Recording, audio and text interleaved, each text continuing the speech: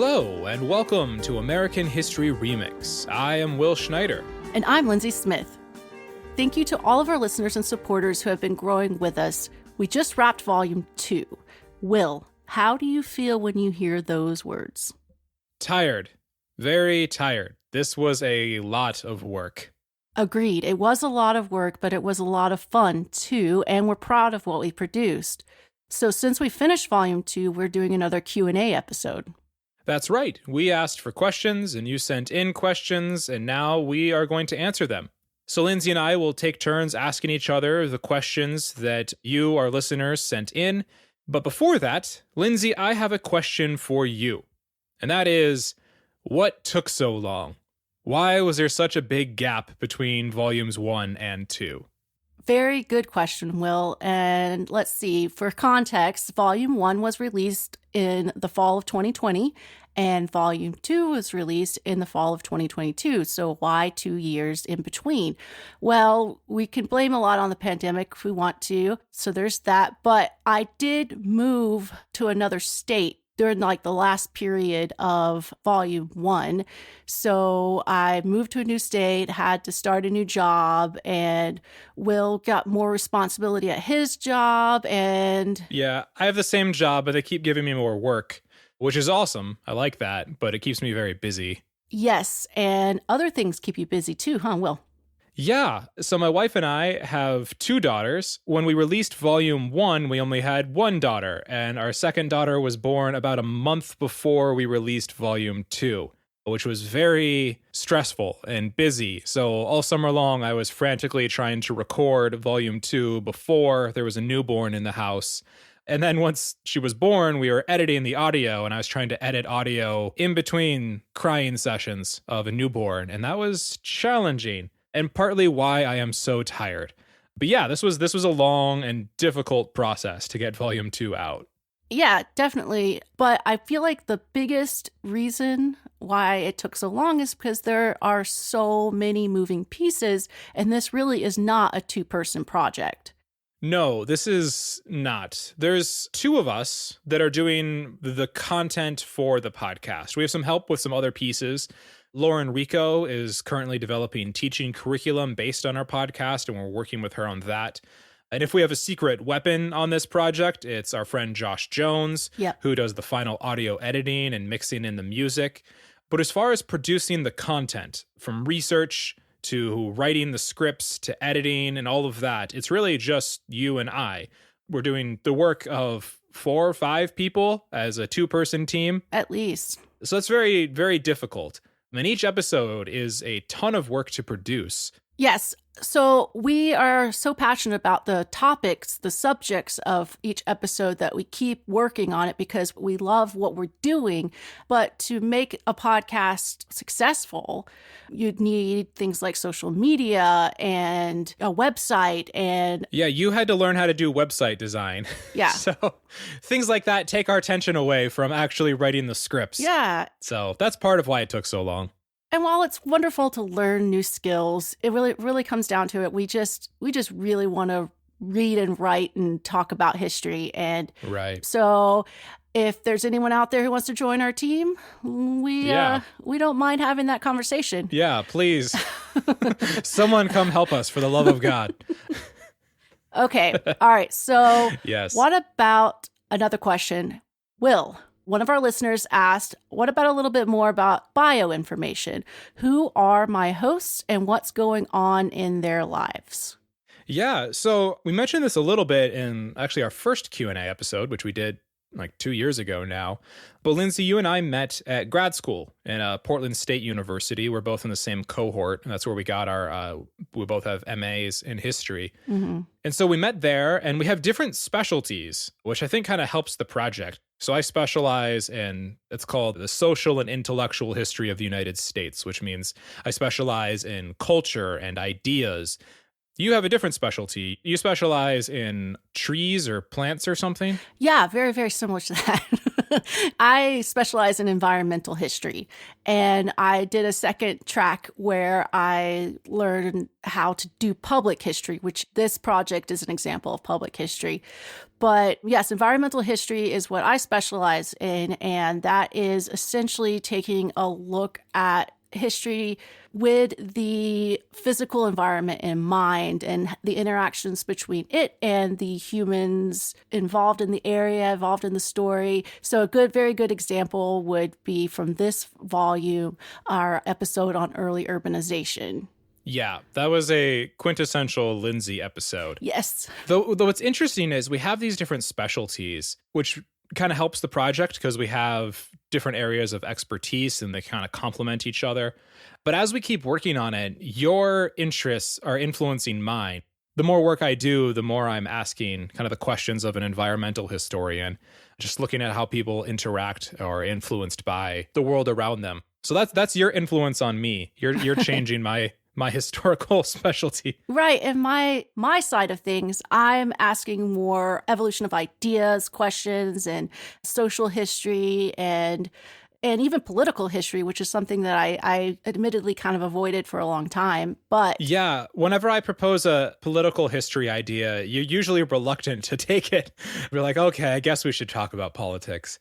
But I see your interest in that growing as well. I really like to focus in on the day-to-day and how people live their lives, from what food they eat and what happens to their sewage and how do they keep their homes clean and how they interact in the family. But it grows much bigger than that. And especially, like I said with the early urbanization episode, politics has a huge hand in how the environment is being affected by humans and vice versa. So it's as I think one of the things you're seeing in this podcast as it grows and develops is our specialties and areas of interest kind of interacting. Yeah. We keep looking at the interchange between kind of these big cultural, social ideas and kind of daily lives of people. Yeah. Which is fun. So it's great. Yeah. You're listening to us grow as historians, and I think that's fun too. Yeah, that's exactly what's happening. Okay, so another question we got was, what are other history podcasts, movies, etc. that you recommend? I always recommend Dan Carlin's Hardcore History. You got to be prepared for like 6-hour-long episodes, but if you want to dig in, he's a great storyteller and they're well researched. Yeah, if you think our episodes are long, right, check out his. They're very well researched and presented so well. So I like the Stuff podcast, like Stuff You Missed in History class and Stuff You Should Know, just because they bring up a lot of really cool topics and at least give you introductions to them so you can go exploring on your own. Okay, so it's not like a history podcast or documentary or anything like that, but because we were working on the antebellum era, the era kind of before the Civil War, throughout this volume, I kept going back and watching Gangs of New York, the movie by Martin Scorsese. He takes liberties in that movie. He moves events around and certain things that happened in the, 1840s are happening during the Civil War in his movie. So it's not totally historically accurate, and I don't want to pretend that it is. But the world that Scorsese created in that movie feels so immersive and detailed and rich. So there are times I was writing the scripts for this volume and I would just pause and I'd go watch scenes from that movie on YouTube and then come right back. And it just helped me like get in the mood for working on material from this era. So if you're interested in kind of a fictionalized version of events, I would check out Gangs in New York. Definitely. All right. Another question. If you could meet someone from the time period covered, who would it be and why? Yes. Let's see. I think I have two answers. If I can meet anyone from the time period we covered in Volume 2, I would say Henry Clay. Henry Clay is just fascinating to me. He's one of the most important politicians we've ever had in America who was never president, but he did everything else but be president. And he was also Abraham Lincoln's political role model. Lincoln was a great admirer of Clay. You can go look at Henry Clay's life, and then you kind of see his influence on Lincoln, on certain policies, and just his thinking on different subjects, and see how Lincoln kind of started with Clay's thoughts and then kind of evolved on his own. But Henry Clay was doing everything. He's literally everywhere in this era. He helped lead the United States into the War of 1812. He was one of the congressmen calling for that. He was a Speaker of the House. He negotiated and kind of brokered the deal for the Missouri Compromise. He helped John Quincy Adams win the election. He was kind of the central figure of the Whig Party, which formed in opposition to Andrew Jackson. He ran for president like 4 times and lost every single one of them. He resolved the nullification crisis when South Carolina tried to invalidate federal law. And then he negotiated the Compromise of 1850. Just like every major piece of legislation or important political event from this era, Clay's involved somehow. He was also a bit, from what I've read, not every source says this, but some of the sources I've read say he was a bit of a ladies' man. He was the life of the party. He seemed to be charming and fun. So I kind of just want to go meet Henry Clay and just see what he was all about. And my second answer, if I could meet 2, is I would go back and meet Andrew Jackson, but mostly just to kind of punch him in the face. Yeah, step on its toe real hard. Yeah, definitely. But what about you? Well, Edgar Allan Poe. Because why not? The conversation. That is a great answer. Yeah. I mean, the conversation would be anything but boring. So yeah, I'd like to just let him talk and it's just what goes on in that mind, you know? Yeah, that's a great question. I would want to meet Poe too. That's a good. So if I had a third, I would say Edgar Allan Poe. Will's so greedy. Yeah, right. All right, let's do the next question. Lyndsay, what would you like most and least about living in the time period covered in Volume 2? I say I would like most the idea that like you're at the beginning, the cusp of something great, which is like America, the United States itself, what could be great, but what could also fall apart in seconds. So like the possibilities are endless, technology's changing, transportation and communication, people are getting closer together, and popular culture's just emerging into something that hasn't been seen before. So that's really fun and exciting. What I would like least about living in the time period is no indoor plumbing or electricity. Being a woman is hard. And if I had been born in the same place I was born in here, which is in Georgia, then I would have had extra issues in the 1860s. Yeah, you'd have had your hands full if you were in Georgia. All right, how about you, Will? Yeah, so this is actually a really funny thing to think about. Because of all the eras in American history, the antebellum era is the era that reminds me the most of the present.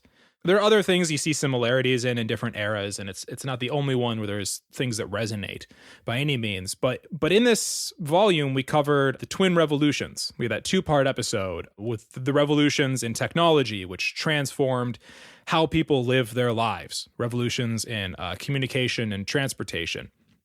And those technological revolutions kind of changed work, they changed family, they changed politics, they changed entertainment, etc. And it's a wild time to live through and kind of see how people are grappling with that change. And I actually think, and this is a personal opinion, I can't prove this, but I think we're probably living through something similar right now. So they lived through the communication and transportation revolutions, and I think we're living through a digital revolution where there's this new technology like the internet and smartphones and social media, etc., that are just transforming everything about society very, very quickly. And they're changing how we work because we can work remotely. They're changing the economy, again, because they're changing how we can work. They're also creating these giant tech companies.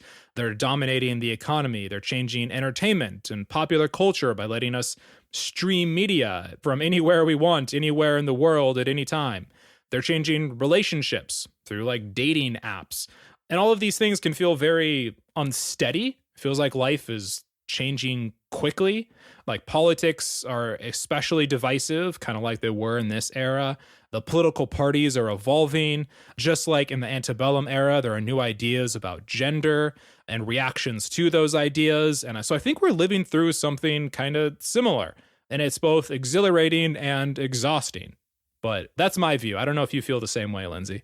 No, I definitely do see the similarities. And so I can understand where you're coming from there. I mean, just like the communes that you talked about in episode 2 of Twin Revolutions, it makes you think of like the 1960s, you know. So like it's really a very fascinating era that unfortunately just gets overlooked and overshadowed by the Civil War and the Industrial Revolution in the latter part of the century. Mm-hmm. Okay, next question. Which pivotal event / turning point in the time period covered, if gone the other way, would have most shaped the present besides the Civil War? Okay, so this is really interesting. This is what we'd call an ahistorical question, because it's a question about a history that didn't happen. And so we can't say anything definitively, but you can have really interesting kind of thought experiments. And so I'm going to go back to my previous answer. I think about Henry Clay. What if Henry Clay had won the election of 1844 instead of Polk, and we therefore could have avoided the Mexican-American War? What would that have done? Because as we see in that westward expansion episode, it's the expansion of the United States that kind of puts it on the path towards the Civil War. Would slavery expand into the West? That was the spark that really started the fighting between the North and the South. There probably would have been some kind of confrontation between the two sides either way, but as it turned out, it was about westward expansion and slavery in those territories. So what if we didn't get the territory we got from the Mexican-American War? We didn't get the American Southwest and Texas and California. Would that have changed anything? There's also some historians have kind of noted that if Henry Clay had won really any of the presidential elections, in which he ran, what would that have done to the economy? Because Clay he favored a diversified economy. He really liked the market revolution. So he wanted a diversified economy rather than an agrarian-based economy. And if his policies had been enacted, then perhaps the border states on the upper South would have been kind of drawn into that market economy a little more. So, Kentucky, Tennessee, places like that, maybe even Virginia. And so would those states have then joined the Confederacy if slavery wasn't as important to the economy? So even if there had been a civil war, the balance of power might have looked very differently. Again, these are all questions. I have no idea what things would have looked like, but it was those moments I look back at, and I really wonder what could have happened. Right. And I don't know, you can ask a ton of different questions, but kind of like on the similar vein, because this era is heavily influenced by westward expansion. So what if gold was discovered in California before Mexico signed the territory over to the U.S.? Yes. Well, as we noted in our episode, unfortunately, the Mexicans were unaware that gold had been discovered in California, and the treaty was signed. Just a few weeks off. Yeah, just a few weeks off. And we had the major gold rush that really, without it, what would the West Coast have even looked like? But another question would be like, well, what if it was still Mexican territory? What would the United States look like right now, Yeah, it could have been very, very different. So all of those moments, like the Civil War is the obvious one. Well, what if the Confederacy had won? But there's all these moments kind of leading up to the Civil War, kind of touching on slavery, westward expansion, the economies, all of that. So things could have looked very differently. Maybe Mexico, if they held on to California and they had the gold rush, I don't know what would have happened, but it'd be a very different situation. Definitely. All right, next question. So this is a different one. This isn't quite on the antebellum era. This is ahistorical in the sense that it's about something that hasn't happened at all yet. But the question is, how do you think future historians will look at today's time period? What sources will they look to? That's interesting. I would say the most obvious is digital sources, but if we're talking about like post-apocalyptic historians, I would have to say they'd have to dig us out. That is getting really ahistorical. All right, I'm going for it. They'd have to dig us out of the rubble like more recent humans got dug out, like the Pompeians or something. But I also feel like if digital resources are lost to future historians, they're not able to open files and view them and read them and whatnot, then they would have to rely heavily on like archaeology and geology, things of that nature, like historians of cultures with limited written resources have to do now. Yeah. That's what we do with like ancient Greece or Rome Right. or places like that. There's obviously written sources, but there's archaeological evidence, which helps significantly. Right. Native American groups as well. But though this is just all speculation on my part, but it's a super fun question to contemplate, though. All is kind of sad also to think about, but it makes you kind of think about what are you leaving behind? And that also stirs up a lot of emotions, you know? Yeah, it does. I think of like, so I teach history. That's my job when I'm not doing the podcast. And I think like eventually there's going to be a textbook chapter on the era we're currently living through. And it's going to be fascinating, like to teach this with a little more perspective, a little more distance.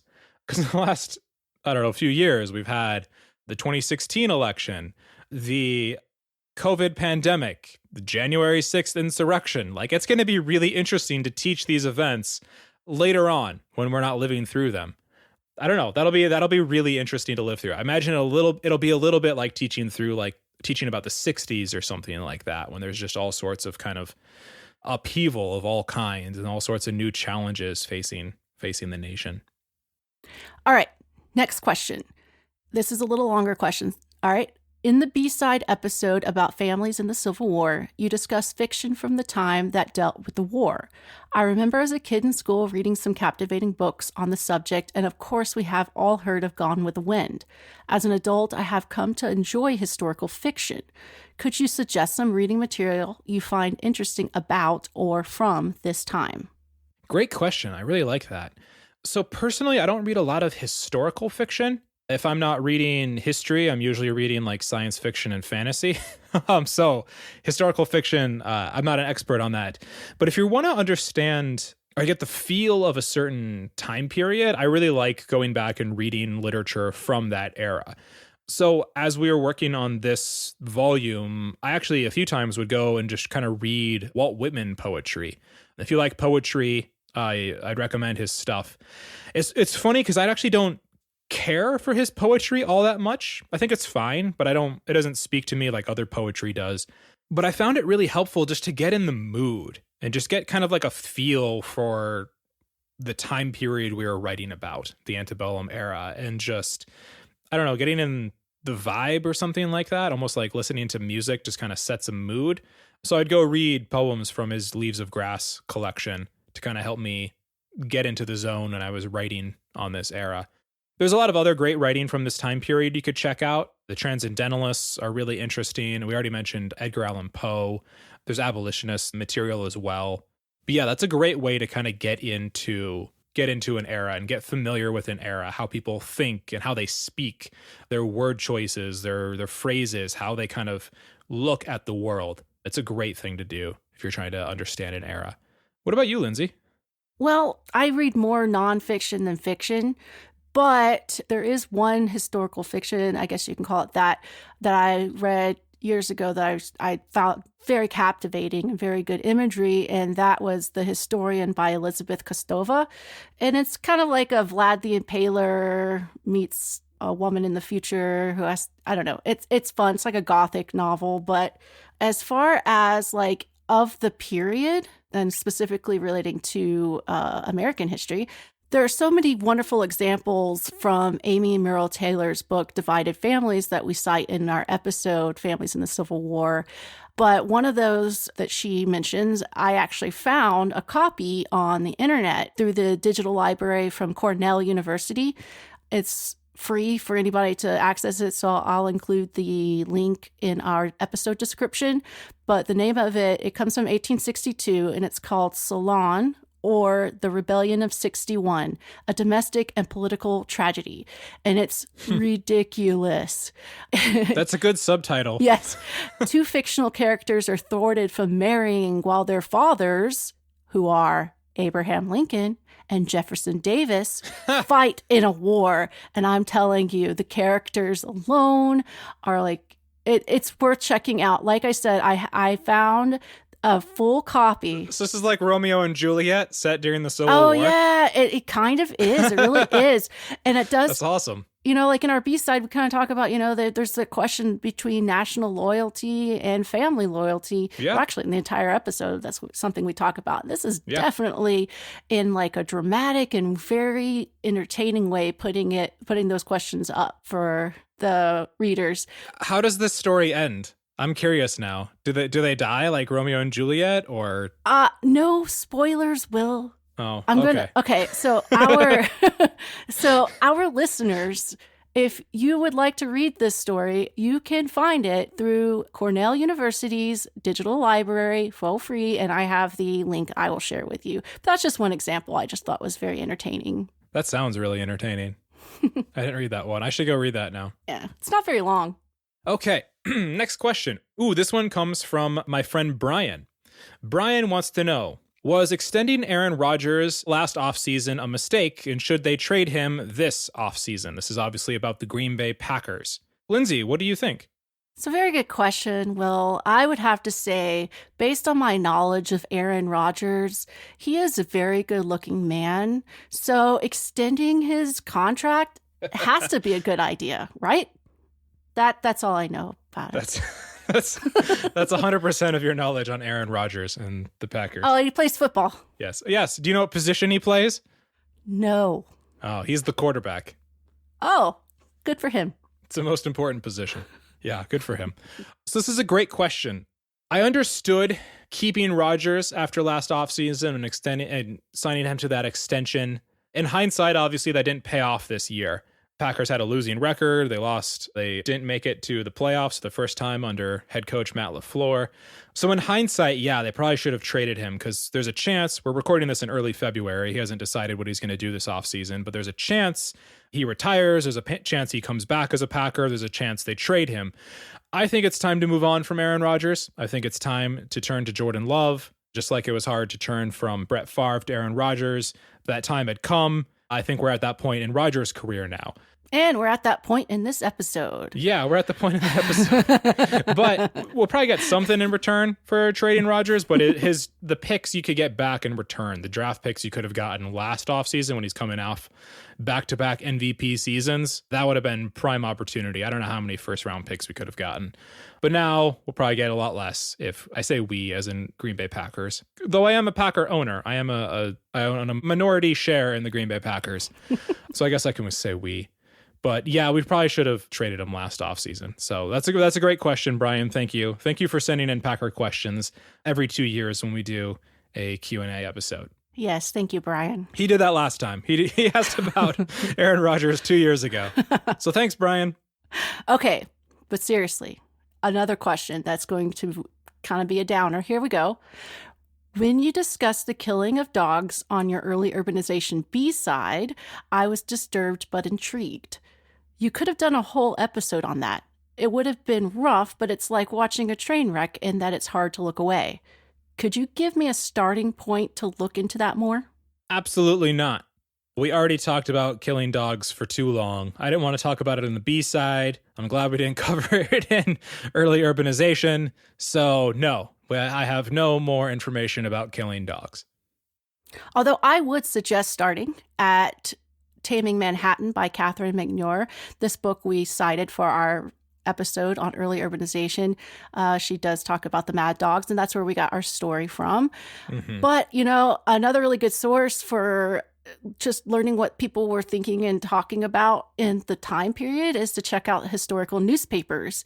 And there actually is a really cool database that's free to access online called nyshistoricnewspapers.org.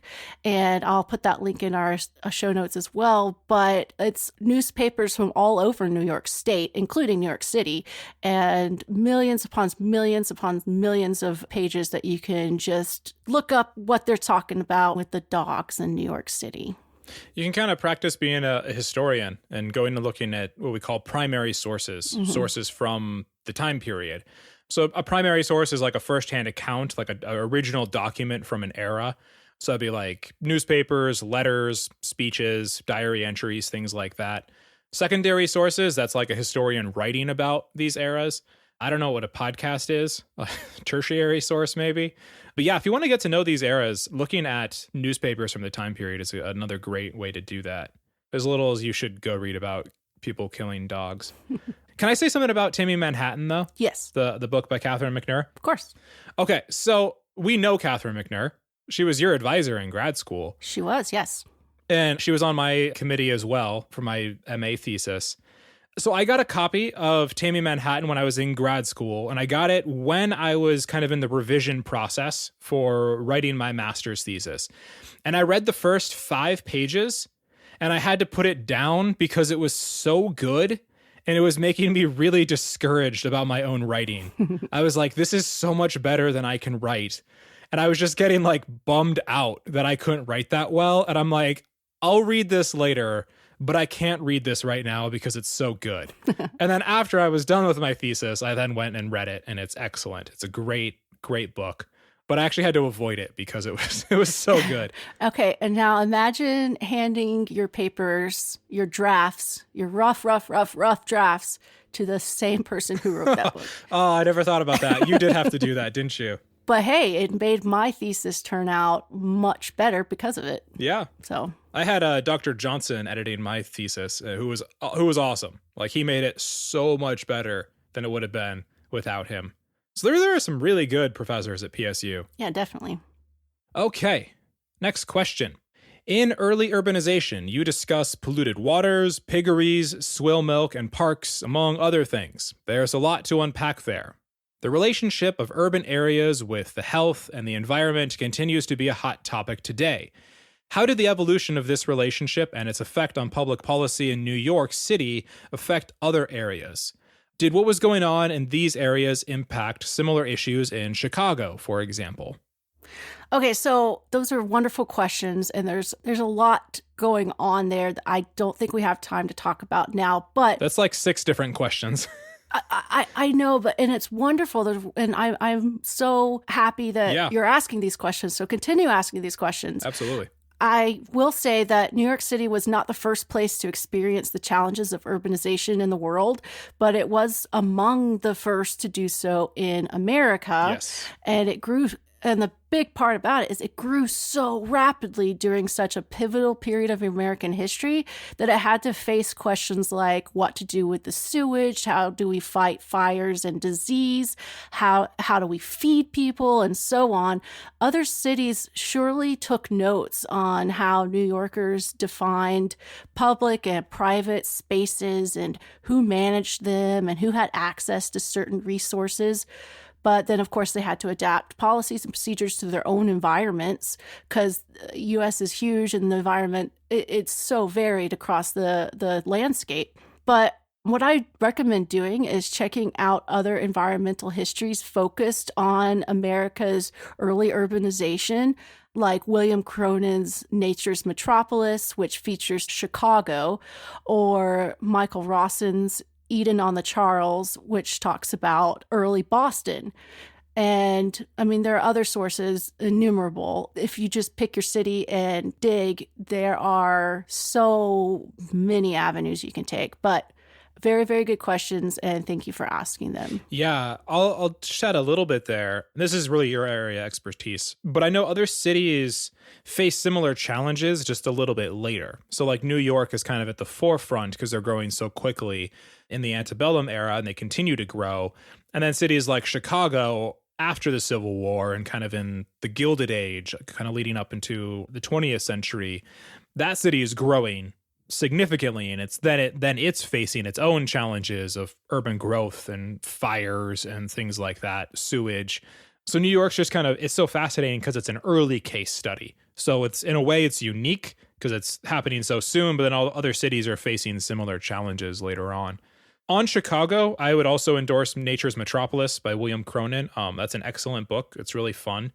We also used Cronin for our second episode on Native Americans and colonists in nature, all the way back in season 1. He was writing on kind of the colonial environment, specifically in New England. And so Cronin's work has kind of been influencing us for a while. So I would also endorse what he's written. He's a good author. Yep. And you get to see the failures. Oh my gosh, yeah. In New York City's attempts to modernize, attempts to control their environment. So it's definitely a city that's spotlighted for the interaction between people and their environment in American cities. Okay, we have one last question. This is another one from me, and that is, what's next? What are we doing now? We're working on Volume 3. That's right, folks. There's a Volume 3. That's right. And we have begun research on that volume, and we're super duper excited about it. We're taking American History Remix into the latter part of the 19th century up until the about, give or take, World War II era. Yeah. And we've got several different ideas rolling out. We kind of have Volume 3 and 4 kind of mapped out now. We took some time after Volume 2 to kind of figure out exactly. We had some ideas. There have been episodes we've known we were going to do the entire time. But as the project's grown and evolved and all of that, we've kind of found different ways to, or different subjects we want to make sure we cover. And so, yeah, Volume 3 will go up until kind of World War II, and then Volume 4 will be World War II to the present. How many episodes are in Volume 3? Is it 7? Is that what we're doing? I think it's 7, yeah. I think it's 7. Yeah. Unless we keep writing and it just turns into more. That's what happened with the Twin Revolutions. That was just going to be one episode. And then I kept writing. Actually, so I wrote that episode by hand. I literally wrote it by hand because it was during the pandemic and I was stuck in my house and it was really easy just to get distracted by the internet. So I would just leave my computer in the other room and I'd go write by hand. And I just kept writing and kept writing and kept writing. And then I went to go type up my notes. And I'm like, wow, I really wrote a lot more than I needed to. And it turned into 2 episodes. So hopefully that doesn't happen again, because that turned into a lot more work for us. Right. That is a lot of work. Yeah, but as planned, Volume 3 will be 7 episodes. And yeah, we both will have episodes on what each of us wrote on for our master's theses. Yes. So kind of some of our own original research will kind of be playing in here. And so it's a super fun era. The Gilded Age, Reconstruction, the Gilded Age, Progressive Era, Great Depression, World War II. Like there's a lot of really fun subjects. World War I. World War I, yeah. After all of that, after spending so much time in the antebellum era, I love the antebellum era, but I'm ready to move on and start reading some different sources on different time periods. So I'm excited. Yep, me too. And I hope you guys are also, and that you'll join us and listen to our episodes as they are released. Hopefully it doesn't take 2 years to release them. But again, there's that shout out to anybody who would be willing to help us along. Not saying you're guaranteed a spot on the team, but we'll talk to you. Yeah, well, if anyone wants to help out, we will hear your ideas. Help. And hopefully it won't take another 2 years. But we're committed. It's happening. If you don't hear from us for a while, it's because we're working. It's not because we've given up. This is happening. Yeah, and if you have any more questions as you're listening to either Volume 1 or 2, you can email us at americanhistoryremix@gmail.com. That's right. You can also visit our website at www.americanhistoryremix.com, and there are plenty of sources there and a couple extra additives. And keep checking our social media because we will be releasing posts along the way. We want to stay engaged with you guys, so talk to us. Let us know what you think. That's true. We reply to our emails. We've talked to our listeners before. That's how we met Lauren, who's doing the curriculum work for us. So yeah, reach out. I think that's everything. Do we miss anything? I don't think so. All right. Thank you, everybody. Talk to you next time. Bye.